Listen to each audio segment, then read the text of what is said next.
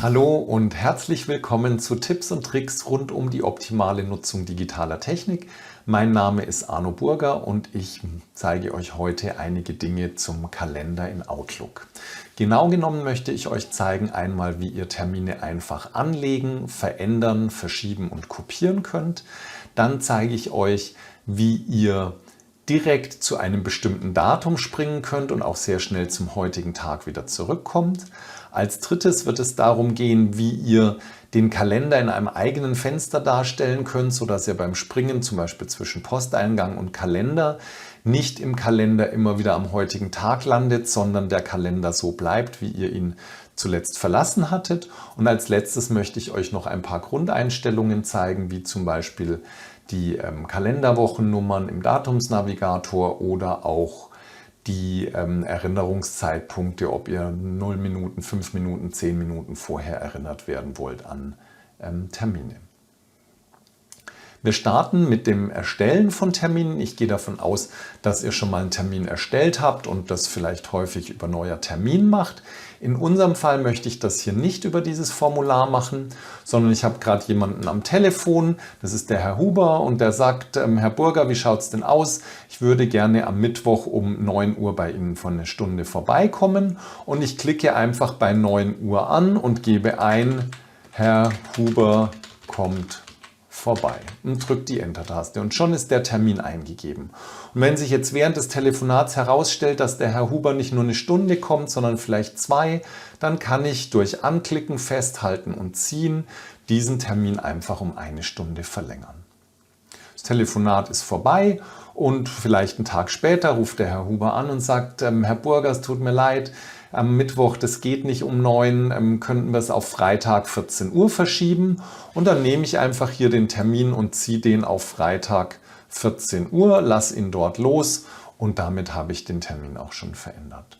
Und genau dasselbe kann ich auch tun, wenn ich diesen Termin jetzt in eine andere Woche oder sogar in einen anderen Monat schieben möchte. Ich nehme ihn dazu einfach mit der linken Maustaste, klicke die linke Maustaste und halte ihn fest, ziehe mit dem Mauszeiger in den Datumsnavigator, zum Beispiel hier auf den 14. April und lasse dort los. Und damit ist der Termin jetzt am 14. April um 14 Uhr. Der einzige Nachteil ist, dass bei der Arbeitswoche jetzt Samstag bis Mittwoch als Woche steht und nicht mehr Montag bis Freitag.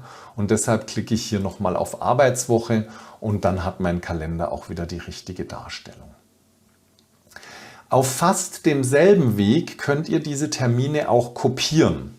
Denn was euch vielleicht schon mal aufgefallen ist, wenn man einen Rechtsklick auf einen Termin macht, dann findet man hier keinen Kopieren. Aber was geht ist, den Termin mit der linken Maustaste anzufassen, die Steuerungstaste dazu zu drücken und den Termin dann an die Stelle zu ziehen, an dem man ihn haben möchte, dort loszulassen und schon habe ich eine Kopie. Also anklicken, bewegen, linke Maustaste dazu, das Plus erscheint am Mauszeiger, an die Stelle gehen, an der ich den Termin haben möchte, erst die linke Maustaste loslassen, dann die Steuerungstaste loslassen und schon habe ich den Termin kopiert. Wenn ihr weitere Fragen habt rund ums Erstellen, Kopieren, Verschieben, Ändern von Terminen, schreibt mir die gerne in die Kommentare. Ich freue mich, von euch zu hören und beantworte die dann direkt in den Kommentaren oder, wenn es sich lohnt, vielleicht auch mal in einem eigenen Video. Als nächstes wollen wir uns anschauen, wie ihr jetzt gezielt zu einem bestimmten Termin springen könnt. Also was wir schon gesehen haben über den Datumsnavigator. Wenn ich jetzt zum Beispiel auf den 7. April möchte, dann klicke ich einfach im Datumsnavigator den 7. April an. Wenn ich jetzt aber 2, 3 Monate weiter will, dann habe ich die Möglichkeit, hier über den Pfeil zu blättern in den entsprechenden Monat und wenn ich dann eben wieder zu einem Termin zurück will, wieder zurück zu blättern. Das finde ich ein bisschen aufwendig, gerade wenn ich viel mit Terminen in der Zukunft arbeite. Deshalb stelle ich mir den Datumsnavigator immer gerne so ein, dass der eine Zeile mehr hat und dass der auch eine Spalte mehr hat. Das heißt, ich gehe auf die Trennlinie, drücke die linke Maustaste, halte fest und ziehe und dann, wenn ich loslasse und der Bereich ist groß genug, dann werden mir die beiden Spalten angezeigt. Und so komme ich jetzt mit einem Klick schon zum Beispiel direkt in den September. Kann es aber natürlich sein, dass Termine auch noch weiter in der Zukunft liegen und ich möchte dort sehr schnell hinspringen und dazu gibt es eine Tastenkombination, das ist die Tastenkombination Steuerung und G, wie gehe zu Datum. Und jetzt kann ich zum Beispiel sagen, okay, ich möchte zum 13.09.2023, drücke die Enter-Taste und bin sofort an diesem Tag. Ihr seht es hier, September 2023. Und zurück komme ich sogar noch viel schneller. Ich klicke nämlich einfach auf das Symbol heute und bin wieder am heutigen Tag in meiner Kalenderanzeige. Also so könnt ihr sehr schnell in die Zukunft und auch wieder zurückspringen. Der dritte Tipp für heute bezieht sich auf den Umgang beim Springen zwischen Kalender und Posteingang zum Beispiel. Wenn man da viel hin und her springen muss, dann ist das Nervige, dass in dem Moment, in dem ich in den Posteingang springe und dann wieder in den Kalender zurückspringe, ich immer wieder am heutigen Datum, also hier am 21. März lande. Und um das zu vermeiden, kann ich den Kalender in einem eigenen Fenster aufmachen. Ich klicke dazu hier links unten auf das Kalendersymbol mit der rechten Maustaste und wähle in neuem Fenster öffnen. Und damit habe ich jetzt hier den Kalender in einem eigenen Fenster und in dem anderen Fenster könnte ich den Posteingang anzeigen und dann zwischen den beiden hin und her springen. Hier gleich noch ein kleiner Tipp.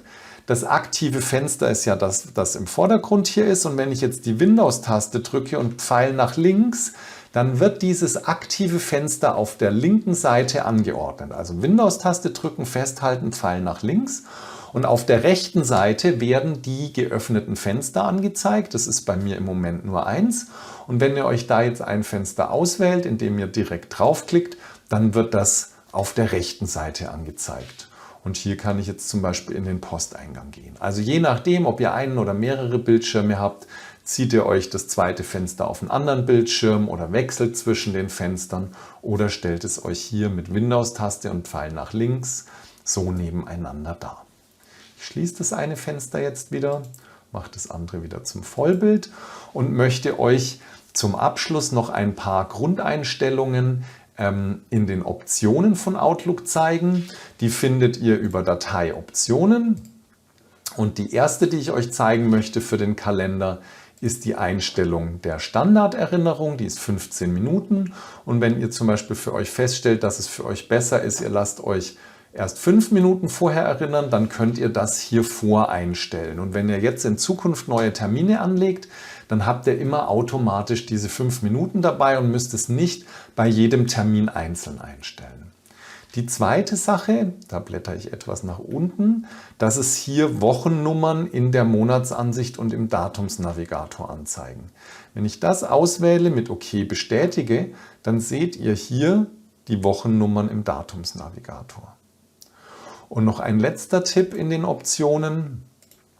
Ihr könnt hier für den Kalender auch die Arbeitszeit einstellen. Das heißt zum Beispiel, wenn ich immer von 7 Uhr bis 14 Uhr arbeite, weil ich Teilzeit arbeite und am Freitag arbeite ich nicht, dann bestätige ich mit OK und jetzt sehe ich für die nächste Woche bei der Arbeitswoche Montag bis Donnerstag und ich sehe die Zeit aktiv, die ich jetzt auch in den Optionen als meine Arbeitszeit eingestellt habe. Ja, das war's für heute mit Tipps und Tricks rund um den Outlook-Kalender. Ich hoffe, es war für euch was Neues dabei. Wenn ihr noch Fragen habt, schreibt die gerne in die Kommentare. Ich freue mich, von euch zu hören. Wenn es euch gut gefallen hat, hinterlasst mir gerne einen Like oder abonniert auch den Kanal. Ansonsten wünsche ich euch noch einen schönen Tag. Macht's gut und Servus, euer Arno. Ciao.